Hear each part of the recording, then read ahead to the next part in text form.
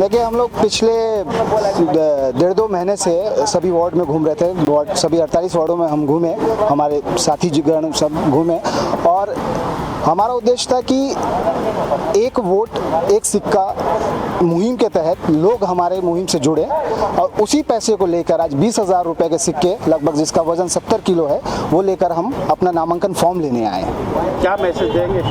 देखिए, जगदलपुर की स्थिति किसी से छुपी हुई नहीं है, बहुत बुरी स्थिति चल रही है यहाँ की।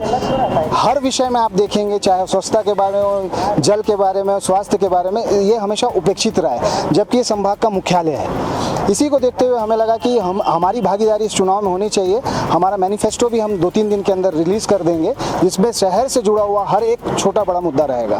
सिक्के से प्यार नजर आ रहा है। लोगों का प्यार है ये तो, और उनका प्यार चुनाव में भी हमको मिलेगा, ये हमारी पूरी उम्मीद है।